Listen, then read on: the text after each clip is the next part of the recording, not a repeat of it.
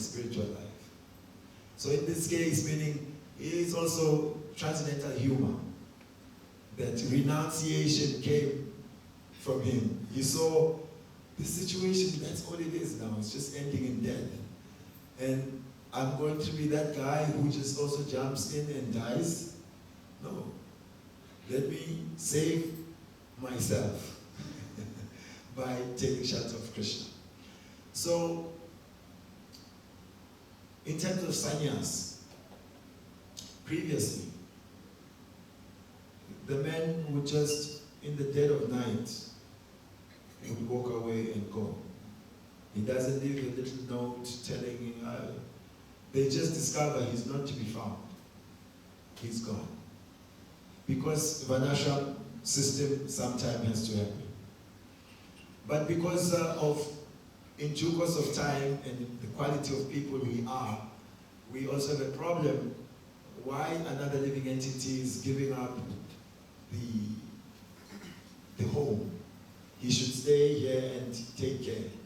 So within our movement, the devotees have instituted very nicely, so no one has to worry, especially the wives, that the husband will just leave in the dead of night to take sannyas. No.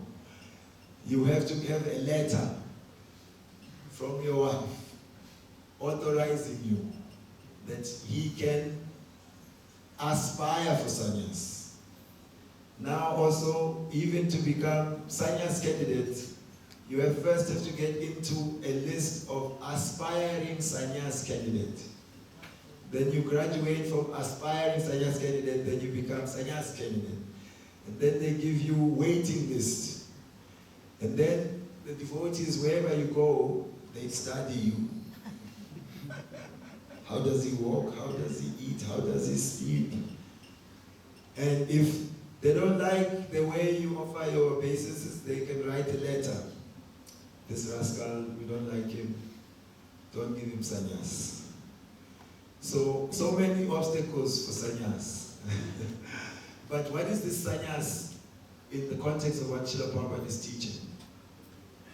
It is to give up the desire to enjoy the fruit of your labor, to offer your activities, body, mind, and words for the service of Krishna. So in fact, we need more sannyasis. And sannyas in this instance is not only just renounced order of life, danda. It means that consciousness where everything for the service of Krishna. So Prabhupada was just bringing out a joke. This man got some vairagya when he saw the futility of his family life. This is all ending in death. I will not join them. I'd rather go away and take sannyas. So that was his intention. So it is not promoting irresponsibility, because this is generally the case. But many men and women have been stuck because they make this duty to be the topmost duty. Therefore, we don't see vanaprasthas, because now they think, oh, my grandkids, I must be there for my grandkids. I didn't give enough time to my kids. Now, I will give all the time to the grandkids. Whereas, we should be winding it up. So, the experience of household life should be seen in the vanaprasthas. They should be now demonstrating that I got into that ashram which is most involved. All of you, you know this. So much goes into maintaining your life, your spiritual life, your relatives, so many things. But once one graduates there, how much knowledge do they have? How much wisdom, realization? And so that is needed to be transferred to the householders. Oh, no, don't worry. This happens. I went through this, you know. Continue, Prabhu, like this. So let's also not keep each other too long. Then let's encourage each other to wind up household life when the time comes. This would be good for us, this would be good for society. Otherwise, this, your duty, until you're dying, what duty will you perform? Vidura, he left. Also his teaching.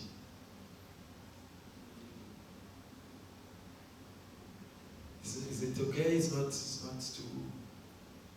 not fanatic, no? Okay. Thank you, Prabhu. Yes. Hare Krishna, thank you for the class. I was just thinking about time, and we learned that different pastimes of Krishna happen at different kalpa, and we are very lucky that this kalpa we saw Mahaprabhu, we see the evidences of his handwriting and all, so we can appreciate the pastime better. But there's a lot of pastimes that happen during other kalpa where the evidence is because of partial dissolution of the world, and there's very little to no evidence. So I was wondering that for the different pastimes, for example, Lord Ram, we know Ayodhya is there, we know Lord Ram was there, but sometimes having the right mood to appreciate the pastime isn't there because the evidences are not there, right? At least for what we are seeing today. So I was just wondering, for us now in the current age, what would be the right mode for us to approach these different pastimes, especially at a time where it happened more than 1,000 years ago, 3,000 years ago, 5,000 years ago. And how do we have that appreciation for the pastime? And what would be the right mode for us as devotees to have that love for the pastime? Like for example, I'm just weighing the recent times. What about the times where Krishna is in the form of a human being? For example, Kurma Avatar and all that. So how do we appreciate all these pastimes? They are much more different than us. Their bodies are more spiritual. So how do we approach this as devotees? What is the right mode? Yes, thank you, Prabhu. Everything is accepted through parampara.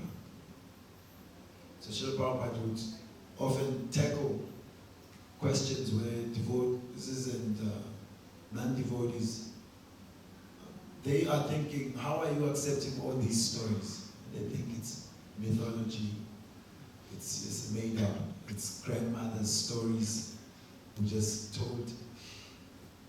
So Srila Prabhupada would say, great acharyas, Vishnu Swami, Nimbakacharya, Madhvacharya, even Sri Chaitanya Mahaprabhu, they have accepted. And who are you, rascal, to not accept? With our tiny brain, we are not convinced. And great personalities like Brahma, Shiva, Vishnu, they speak of the different avatars, they worship the lotus feet of the Lord. So it is a matter of faith in a sadhu, faith in Shastra, faith in Guru. And then through the system of Guru, Sadhu and Shastra, we hear, and then that faith will grow. That is, we cannot confirm with our eyes, is there really a Janaloka, a Mahaloka? We have no telescope to look and see. Are there 4 Kumaras? Or this is just some, Vyasadeva was being very creative. To some extent, the Vedic literature is also, if you do apply yourself to reading it, the way all the stories and the personalities are so interconnected. This person is born blind in this life because in the previous life he did this and that. And, it's so hard to find gaps. You hear of 3 lifetimes of somebody. So even at the beginning, one can at least say, whatever this story of the Vedas is, it is written by the greatest of the greatest, supremest of supremest intellectuals. That he can have characters that are portrayed over multi-lifetimes. And so many lessons to learn from so many of them. So it is only through faith that we can accept. And this faith will come when we hear in parampara with submission. And then it becomes reality that the devotee Atma Bhakto, then he can see with the eye of devotion, Premanjana Churita Bhakti Vilochana, Santa Sadeva Hridayeshu Vilokayanti, Yam Sham Sundaram Achintya Gunasarupam, Govindamari Purusham Tamam Vajami.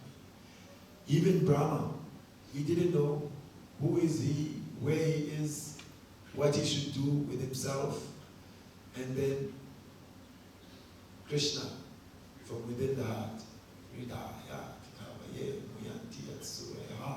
he gave the knowledge, performed tapasya.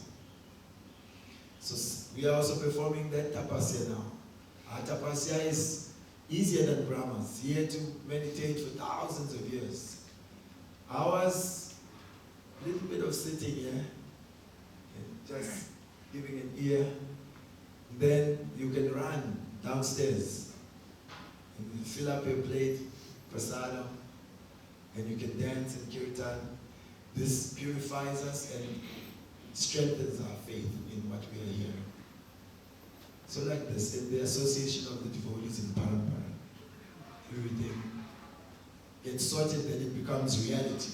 Brahma then saw the Lord, he saw himself, he knew who he was.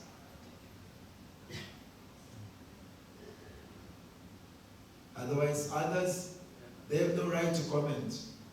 And we can't blame them if they have doubts. My mother, just to close one story, came to the temple once. Oh, it's not only once, she's been there before, but that time she came, when she was leaving, so near the door, we had the picture of Lord Nishingadev killing Hiranyakashipu. So as she walked, she saw the picture. She said, oh, you people also have the picture of the devil. I said, yes, yes. And we walked out. Because it was just, at that time, how do I move from death? You know, she's seeing all that death to say it is God. But now she understands that Nishingadev is the Supreme Lord. Jai Jagannath Baladev Subhadra Ki Jai. Because I then gave the pastime, explained, look at this young boy, is gallanting this killer. If this killer is the devil, then why would the boy be giving a garland to someone killing his own father? Actually, the demon is this man who's getting killed. And we told how he was terrorizing the universe. By the end, she was on the side of Prahlad. Yes, you cannot hide from the Lord. He protects. He came out of that pillar. This is amazing. Yeah, why half man, half lion? Because this demon thought he was protected. I can't be killed by man, by animal, man-made weapon, day, night, air, water, land. He thought, I am now death-proof. But you cannot outsmart the Supreme. So she heard. Initially, just by her looking, the eyes told her, someone's getting killed, intestines, this must be the picture of the devil. Yeah, so Shrutekshitapa, we see through the ear. And if we're submissive, then it becomes as real as this cup that you see directly. Okay, it is time. Grantara Srimad Bhagbatam ki Jai, Srila Prabhupada ki Jai, Gaura Bhaktavinda ki Jai, Jai Sriman Savyasaci Das Brahmachari ki Jai.